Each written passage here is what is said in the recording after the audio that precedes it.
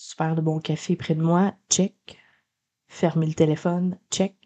Okidou! On est rendu au chapitre 3 ensemble, qui s'intitule Le retour des anges. Et j'espère que vous êtes prêts à rentrer dans la nouvelle aventure ensemble avec moi. Bonne écoute. C'est parti. J'ai vu un grand nuage blanc pondre à l'horizon. Cette vue seule suscita l'espoir en moi, remplissant bientôt l'atmosphère, tout comme le soleil levant chasse l'obscurité de la nuit. Plus il s'approchait, mieux je reconnaissais les grands aigles blancs qui s'étaient envolés de l'arbre de vie. Ils descendirent sur la montagne, prenant position à chaque niveau, près des troupes de guerriers. Qu'est-ce que c'est ces aigles? Je m'approchais doucement de l'aigle qui s'était posé près de moi, car sa présence en imposait. Quand ce regard pénétrant se posa sur moi, je compris que je ne pouvais rien lui cacher. Il était si perçant, si insistant, que je tremblais et que des frissons me parcouraient entièrement, juste par son regard. Avant même que je le lui demande, il me dit « Tu veux savoir qui nous sommes? Nous sommes les prophètes cachés qui avons été gardés pour ce jour. Nous sommes les yeux de ceux à qui on a remis les armes divinement puissantes. On nous a montré tout ce que fait le Seigneur et tout ce que l'ennemi trame contre vous. Nous avons parcouru la terre et ensemble nous savons tout ce qu'il faut connaître pour le combat.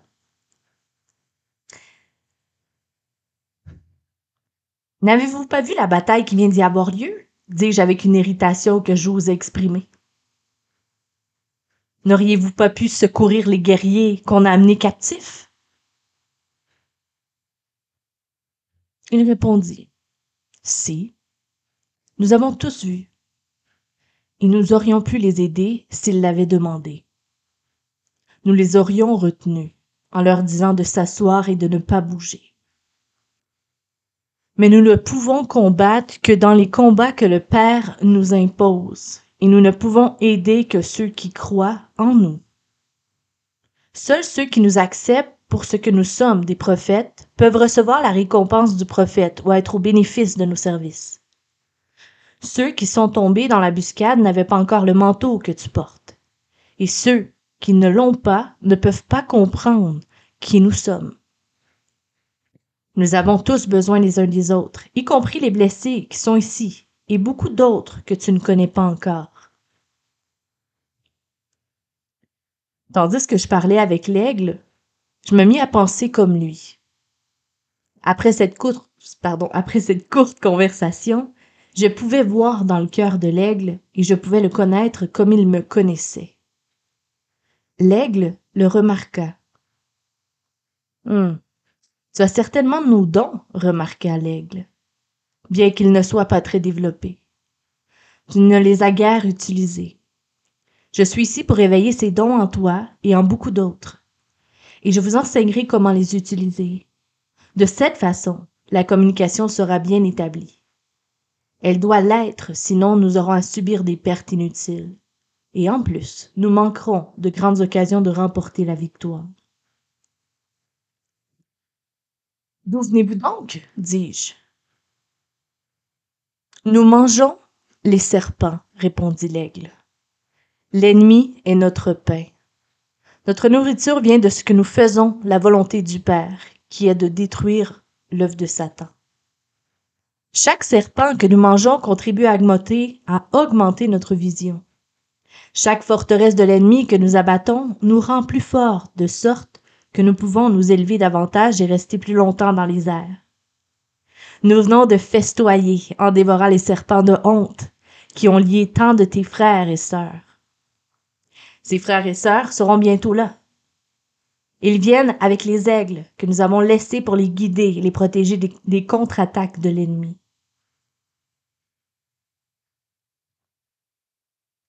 Ces aigles étaient sûrs d'eux-mêmes, sans être pour autant prétentieux. Ils savaient qui ils étaient et ce à quoi ils étaient appelés. Ils nous connaissaient aussi et connaissaient notre avenir. Leur assurance me sécurisait et tranquillisait encore plus les blessés qu'ils étaient toujours autour de moi. Ceux qui étaient jusqu'alors faibles pour parler se redressaient et écoutaient ma conversation avec l'aigle. Ils le regardaient comme des enfants perdus qui venaient juste de retrouver leurs parents. Quand l'aigle posa son regard sur les blessés, son attitude changea également. Il avait exprimé envers moi un regard d'une intense détermination. Mais à l'égard des blessés, il était comme un vieux grand-père doux et miséricordieux. L'aigle ouvrit les ailes et les agita doucement, créant ainsi une brise rafraîchissante qui passa sur les blessés. Je n'avais jamais senti une brise pareille. Avec chaque souffle, je gagnais de la force et de la clarté d'esprit. Bientôt, les blessés furent debout, adorant Dieu avec une sincérité qui me mit les larmes aux yeux. À nouveau, je ressentis une honte profonde pour avoir méprisé ceux qui étaient sur ce niveau.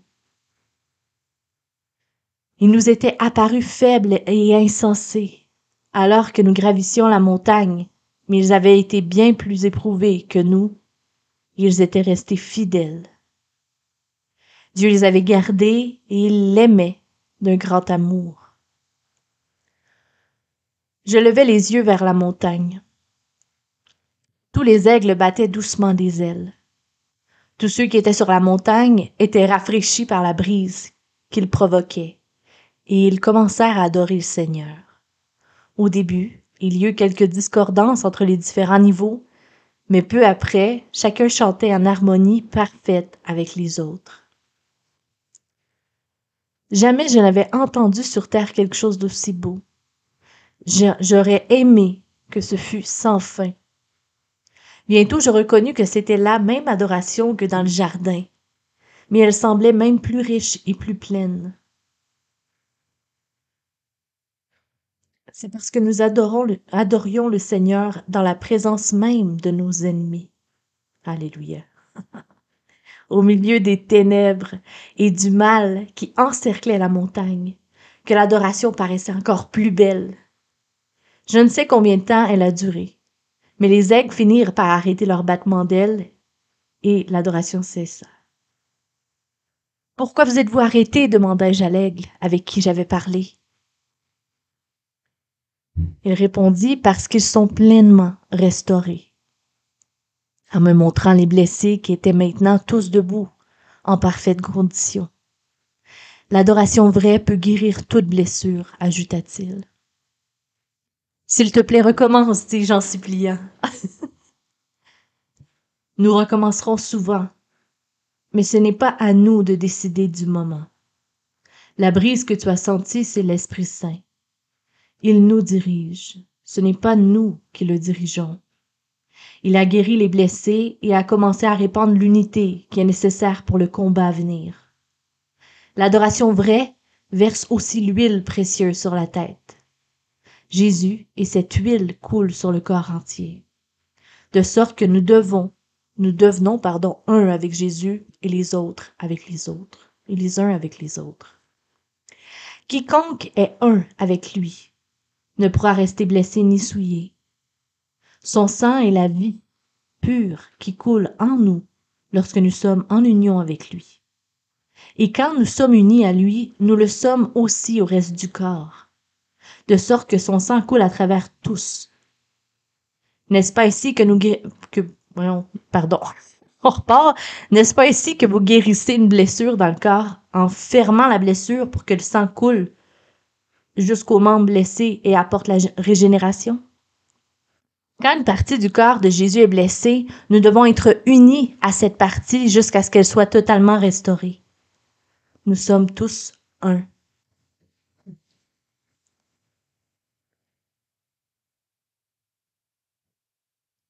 Dans l'euphorie qui avait suivi l'adoration, ce bref enseignement semblait presque déplacé, et pourtant je savais qu'il était fondamental.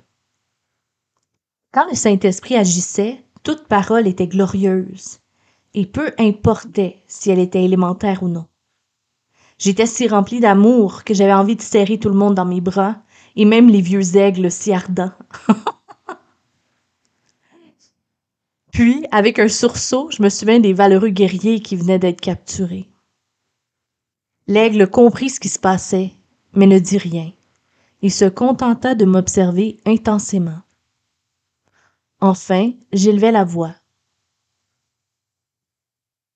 Pouvons-nous retrouver ceux que nous venons de perdre?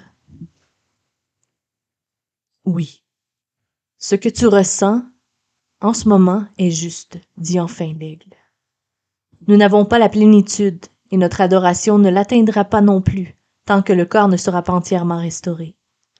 Même dans l'adoration la plus glorieuse, même dans la présence du roi, nous ressentirons ce vide jusqu'à ce que tous soient un, car notre roi, lui aussi, le ressent. Nous souffrons pour nous souffrons pour tous nos frères dans la servitude, mais nous souffrons encore plus pour le cœur de notre roi. Même si on aime tous ses enfants, on manifestera plus de compassion à celui qui est malade ou blessé. Lui aussi aime tous les siens, mais ceux qui sont blessés et accablés sont l'objet de sa plus grande attention. Par amour pour lui, nous devons tenir bon tant que nous ne les avons pas tous retrouvés. N'y aurait-il qu'un seul blessé? Le Seigneur lui-même est blessé. La foi peut déplacer les montagnes. Assis près de l'aigle, je méditais ces paroles. Je lui dis enfin, je sais que sagesse me parle maintenant à travers toi, car j'entends sa voix quand tu parles. J'étais trop sûre de moi avant cette dernière bataille et j'ai failli me laisser prendre par la même présomption qu'eux. J'aurais pu être emmené captif avec eux si sagesse ne m'avait pas arrêté. J'agissais davantage par haine de l'ennemi que par le désir de libérer mes frères. Depuis le moment où je suis arrivé à cette montagne et où je me suis lancé dans le grand combat, je crois maintenant que la plupart des choses justes que j'ai faites, c'était pour de mauvaises raisons, et les choses mauvaises pour de bonnes raisons. Plus j'apprends, et plus je me méfie de moi. C'est bien dit. Tu as certainement passé beaucoup de temps avec sagesse, répondit l'aigle. Sagesse était avec moi bien avant que je la reconnaisse, mais je crois lui avoir résisté la plupart du temps. En un sens, je sais qu'il me manque encore quelque chose d'important, que je dois recevoir avant de retourner au combat, mais je ne sais pas ce que c'est. Les yeux du grand aigle me scrutèrent plus profondément encore, et il répondit. Tu reconnais aussi la voix de sagesse quand elle parle à ton cœur. Tu apprends bien, car tu as le manteau. Ce que tu ressens est la vraie foi. Une foi, répondit sèchement. Je parle de sérieux doutes. Tu es sage si tu doutes de toi. Mais la foi véritable dépend de Dieu, pas de toi ni de ta foi. Tu es tout près de cette foi qui peut déplacer cette montagne. La déplacer, c'est ce que nous devons faire absolument. Il est temps de la transporter en des lieux où elle n'est pas encore allée. Cependant, tu as raison. Il te manque encore quelque chose d'important. Il te faut encore une révélation. Même si tu as atteint le sommet de la montagne et que toutes les vérités reçues le long du chemin t'ont fait du bien, même si tu t'es tenu dans le jardin de Dieu en goûtant son amour inconditionnel, et que tu as vu plusieurs fois son Fils, tu ne comprends encore qu'une partie de tout le conseil de Dieu, et tu ne le comprends que superficiellement. Ces paroles étaient si vraies qu'elles me réconfortaient malgré tout. Je comprends bien ça. J'ai mal jugé tant de gens et tant de situations. Eh oui. Sagesse m'a sauvé maintes fois la vie. Mais sa voix est encore tout petite en moi. Le bruit de mes propres pensées et émotions est encore bien trop fort. J'entends sagesse me parler à travers toi plus fort que dans mon cœur. Aussi, je sais que je dois rester très près de toi. Nous sommes ici, répondit-il, parce que tu as besoin de nous. Et nous avons besoin de toi. Tu as reçu des dons que nous n'avons pas et j'ai reçu des dons que tu n'as pas. Tu as vécu des choses que je n'ai pas vécues et inversement. Les aigles sont pour toi jusqu'à la fin et tu es pour eux. Je vais rester quelque temps très près de toi, puis tu recevras d'autres aigles à ma place. Chaque aigle est différent. C'est ensemble et non à titre individuel que nous avons été donnés pour connaître les secrets du Seigneur. Puis l'aigle s'éleva du rocher où il était perché et s'élança jusqu'au bord du niveau où nous étions. Viens, dit-il. En m'approchant de lui, je vis des marches qui descendaient jusqu'au pied de la montagne et une petite porte. Pourquoi n'ai-je pas vu cela avant? Quand tu es d'abord venu sur la montagne, répondit l'aigle, tu n'es pas resté assez longtemps sur ce niveau pour regarder autour. Comment le sais-tu? Étais-tu là quand je suis venu pour la première fois? Je l'aurais su même si je n'avais pas été là, car tous ceux qui ne voient pas cette porte, c'est pour la même raison. Mais en réalité, j'étais là. J'étais un des soldats devant qui tu es passé très vite quand tu gravissais la montagne. C'est alors que je reconnus dans l'aigle un homme que j'avais rencontré peu après ma conversion et avec qui j'avais eu en effet quelques entretiens. L'aigle poursuivit. À ce moment-là, je voulais terriblement te suivre. J'avais été sur ce niveau si longtemps que j'avais besoin de changer. Mais je ne pouvais pas quitter toutes les âmes perdues que j'essayais d'amener jusqu'ici. Quand je me suis enfin engagée à faire la volonté du Seigneur, c'est-à-dire rester ou partir, sagesse m'est apparue et m'a montré cette porte, en disant que c'était un raccourci.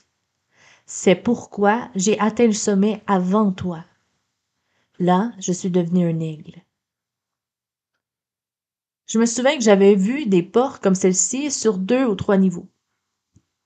J'y avais même une fois jeté un coup d'œil, et quel ne fut pas mon étonnement. Je ne m'étais pas aventuré très loin à l'intérieur car je concentrais toute mon attention sur la bataille et sur mon ascension de la montagne. Aurais-je pu franchir l'une ou l'autre de ces portes et atteindre ainsi le sommet? Demandai-je. Ce n'est pas aussi simple que ça, dit l'aigle, et il parut légèrement irrité. Chaque porte s'ouvre sur des chemins et l'un d'eux conduit au sommet. Comme il devinait ma question suivante, il poursuivit. Les autres mènent aux autres niveaux de la montagne. Le Père a conçu chaque passage pour que chacun choisisse selon ce que lui dictait son degré de maturité. Incroyable! Comment a-t-il fait? Me demandai-je à moi-même, mais l'aigle devina mes pensées. C'était très simple, poursuivit l'aigle, comme si j'avais exprimé tout haut mes pensées. La maturité spirituelle se détermine toujours selon notre zèle à sacrifier nos propres désirs dans l'intérêt du royaume ou pour le bien des autres. La porte qui demande le plus grand sacrifice pour être franchie est toujours celle qui conduira au niveau le plus haut. J'essaie de me souvenir de tout ce que l'aigle me disait.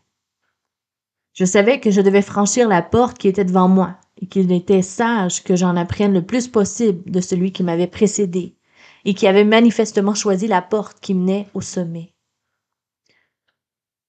Je ne suis pas allé directement au sommet, dit l'aigle, et je ne connais personne qui l'ait fait.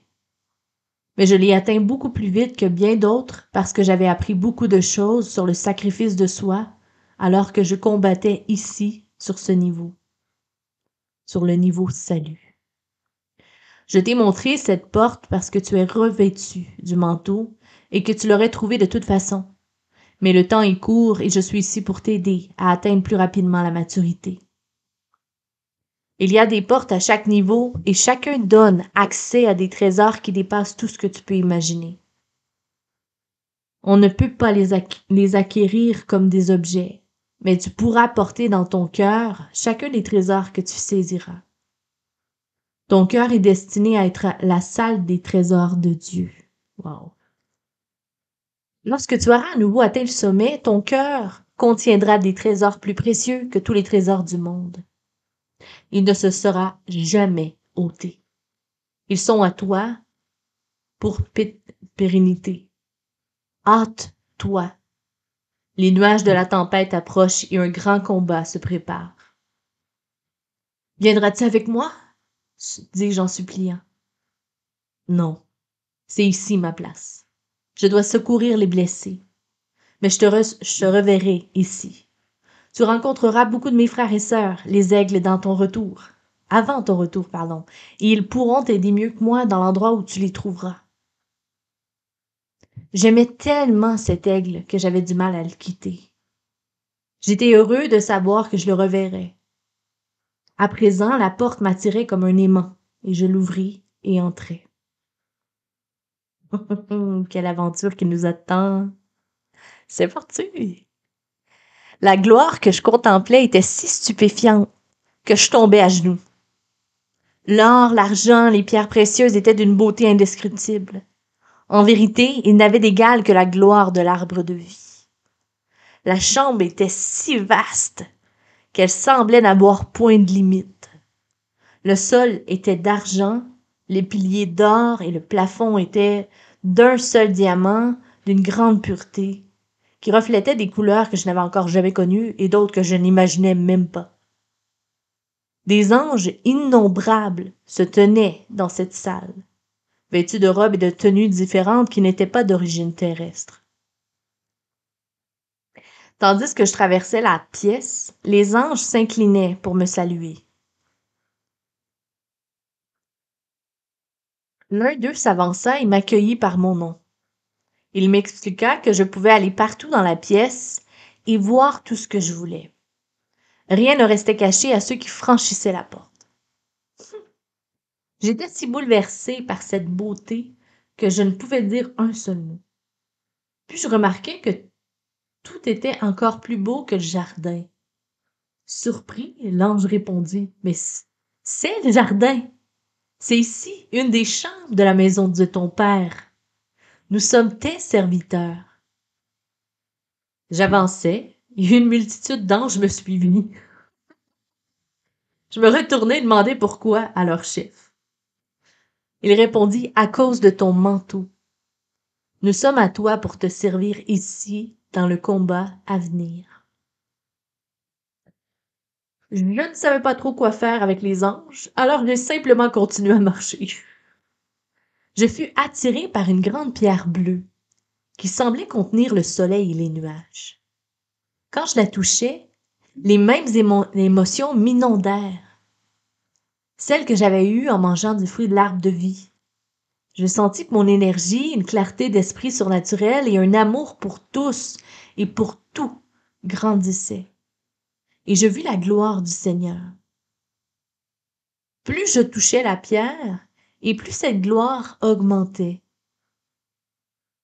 Je voulais ne jamais retirer la main de cette pierre, mais la gloire devint si intense que j'y fus finalement obligée.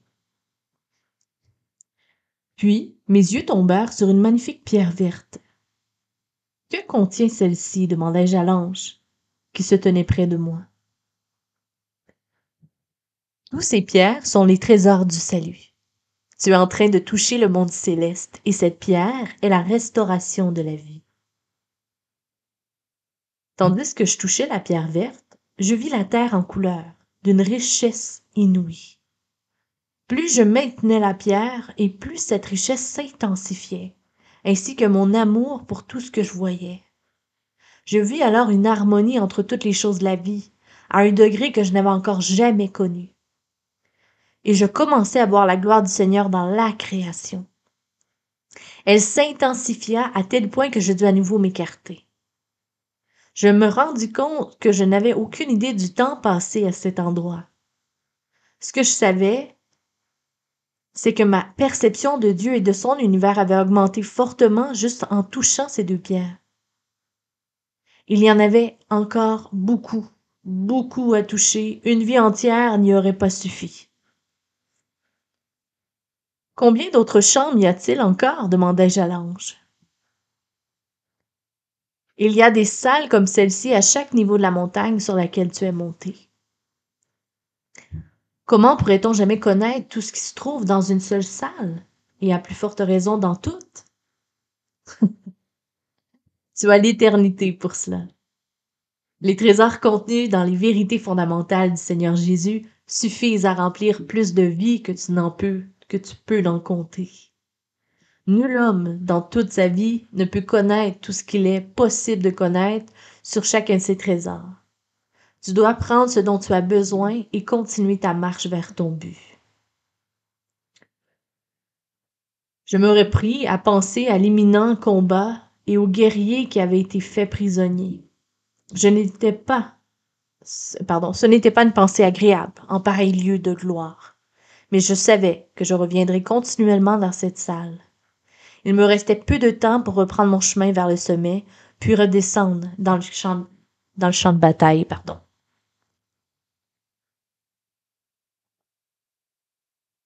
Une petite gorgée. Je me tournai vers l'ange.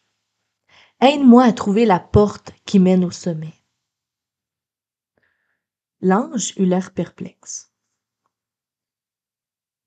Nous sommes tes serviteurs, mais c'est toi qui nous conduis. Toute la montagne est un mystère pour nous. Nous désirons tous pénétrer ce grand mystère, mais quand nous aurons quitté cette salle, que nous connaissons un tout petit peu, notre connaissance augmentera encore plus que la tienne. Sais-tu où sont toutes les portes? Oui. Mais nous ne savons pas où elles mènent. Certaines sont accueillantes, d'autres sont ordinaires, d'autres encore sont repoussantes. Il y en a même une qui est terrible. Il y a donc ici des portes qui sont repoussantes? Demandai-je incrédule. Et l'une d'elles est terrible. Comment cela se fait-il? Impossible. Nous ne savons pas, mais je peux te la montrer, répondit-il. S'il te plaît, montre-la-moi. Nous marchâmes un certain temps, en passant devant des trésors d'une gloire inexprimable, qu'il était difficile de laisser derrière soi. Il y avait aussi beaucoup de portes au-dessus desquelles figurait le nom d'une vérité biblique différente. Quand l'ange avait dit qu'elle était accueillante, selon moi, il avait sous-estimé leur attrait. Je désirais ardemment les franchir toutes. Mais ma curiosité concernait la terrible porte. Et ça me fit avancer. C'est alors que je la vis. Le mot terrible était aussi un euphémisme. Un euphémisme, pardon. La peur me prit à la gorge et je crus qu'elle allait m'étrangler. Ça promet. Qu'est-ce qu'il y a derrière cette porte? Ah. Je me détournai et m'éloignai rapidement. Je sais pas pourquoi. Il y avait une magnifique pierre rouge toute proche, sur laquelle je me jetais presque pour y poser les mains. Je me trouvai immédiatement dans le jardin de Gethsémani, où je vis le Seigneur en prière. L'angoisse que je ressentais était plus terrible encore que pour la porte que je venais de voir. Sous le choc, je retirai ma main d'un geste brutal et tombai sur le sol épuisé. Je voulais tellement retourner aux deux pierres, la bleue et la verte, mais il me fallait retrouver mon énergie et la direction. Les anges furent très vite autour de moi pour me servir, et on me donna à boire, ce qui me fit du bien. Je me sentis bientôt capable de me tenir debout et de me remettre en marche vers les autres pierres. Cependant, la vision qui me revenait du Seigneur en prière m'obligea finalement à m'arrêter. « Qu'était-ce donc? » demandai-je.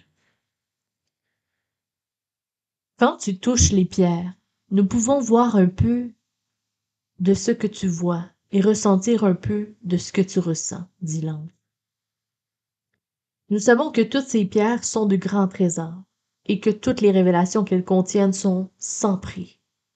Nous avons contemplé un instant l'agonie du Seigneur avant sa crucifixion et nous avons eu un bref aperçu de ce qu'il avait souffert en cette terrible nuit. Il nous est difficile de comprendre comment notre Dieu a pu souffrir à ce point.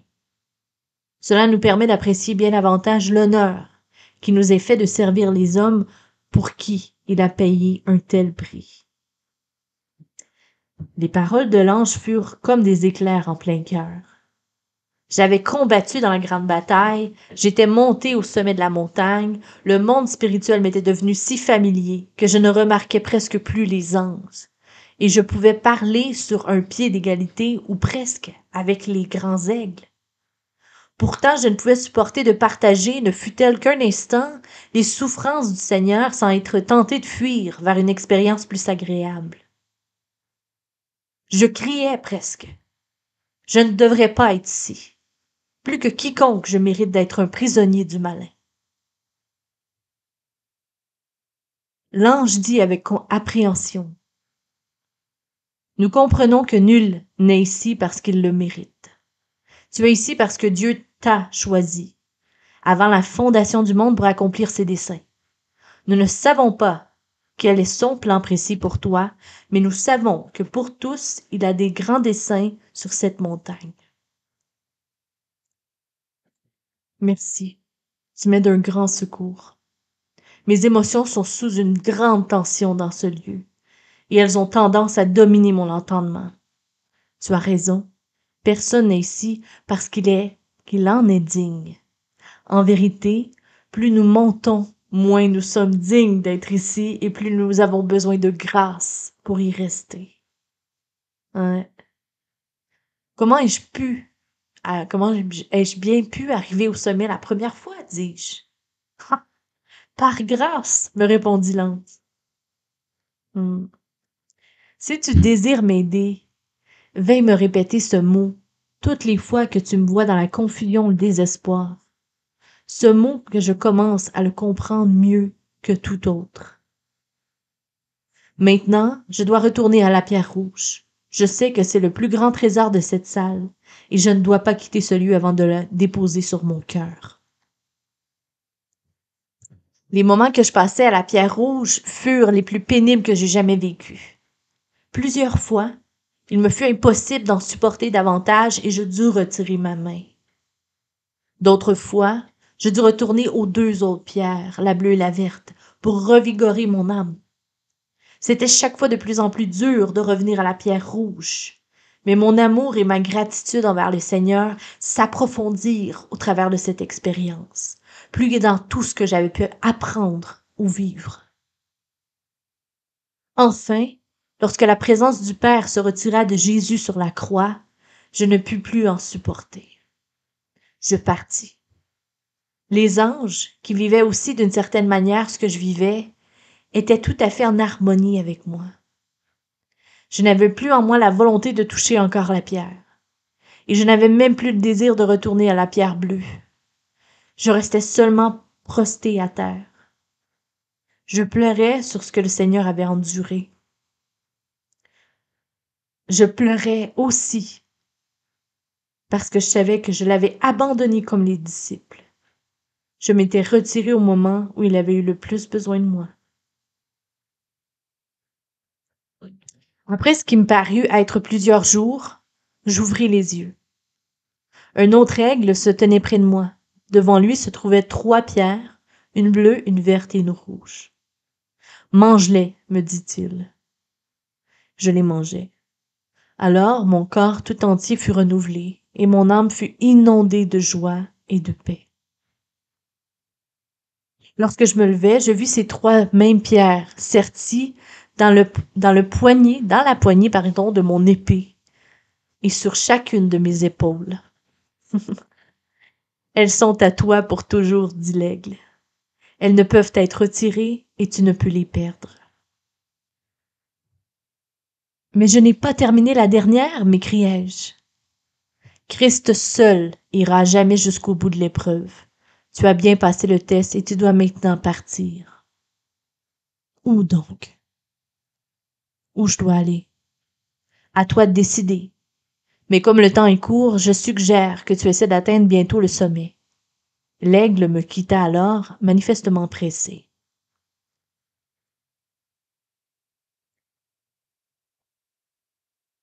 Je me souvins des portes. Je me dirigeais vers celle qui m'avait semblé si engageante. Quand j'arrivai à la première, elle ne l'était plus. Puis j'allai à l'autre, il en fut de même. Quelque chose semble avoir changé, dis-je tout haut. Qu'est-ce qui s'est passé? C'est toi qui as changé, répondirent les aigles promptement. Je me tournai vers eux et fus profondément étonné de voir à quel point ils avaient changé. Ils n'avaient plus cet air candide, mais ils étaient empreints de sagesse et d'une royale dignité. Je sais qu'ils reflétaient ce qu'il avait aussi pris place en moi, mais j'étais gêné de penser à moi-même. Je demande ton conseil, dis-je à leur chef. Écoute ton cœur, dit-il, c'est là que les grandes vérités ont leur demeure. Je n'ai jamais pu faire confiance à mon cœur. Il est l'enjeu de tant de conflits, et moi, je suis soumis à tant de mensonges, de séductions, d'ambitions égoïstes. Il m'est même difficile d'entendre le Seigneur me parler dans tout ce bruit. Oh, c'est si bien dit, c'est incroyable. Avec la pierre rouge dans ton cœur, je ne crois pas que les choses seront comme avant, me déclara le chef avec une assurance inhabituelle. Je m'appuyais au mur, me disant que l'aigle n'était pas là au moment où j'en avais le plus besoin. Il avait pris ce chemin auparavant et saurait quelle porte choisir. Mais je savais qu'il ne reviendrait pas et qu'il était juste que ce soit moi qui choisisse. En réfléchissant, je ne pus que penser à la terrible porte. Par curiosité, je décidai d'y retourner et de bien l'observer.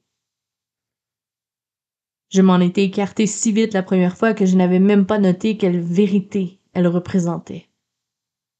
Tandis que je m'en approchais, je sentais la peur monter en moi, mais elle était loin d'être aussi intense que la première fois. Contrairement aux autres portes, celle-ci était entourée de ténèbres, et je dus m'approcher très près pour voir la vérité qui était inscrite au-dessus.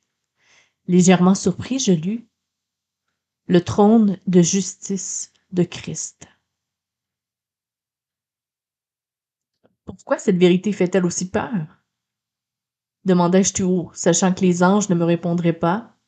En continuant à la regarder, je sus que c'était la porte que je devais franchir. Elle est effrayante pour bien des raisons, me répondit la voix familière de l'aigle. Je suis heureux que tu sois revenu. Ai-je fait le mauvais choix? Non, répondit l'aigle. Tu as bien choisi. Cette porte mènera au sommet de la montagne plus vite que toute autre. Elle est effrayante car la plus grande peur de la création passe par cette porte. La plus grande sagesse que les hommes puissent connaître dans cette vie ou dans la vie à venir se trouve aussi à travers cette porte. Et pourtant, ceux qui veulent la franchir sont peu nombreux. Mais pourquoi cette porte est si sombre? Demandai-je. La clarté de ces portes reflète l'attention que l'Église accorde actuellement aux vérités qui sont derrière. La vérité qui se trouve derrière cette porte est une des plus négligées de notre temps, mais aussi une des plus importantes. Tu comprendras quand tu entreras. La plus grande autorité que les hommes puissent recevoir ne sera confiée qu'à ceux qui franchiront cette porte.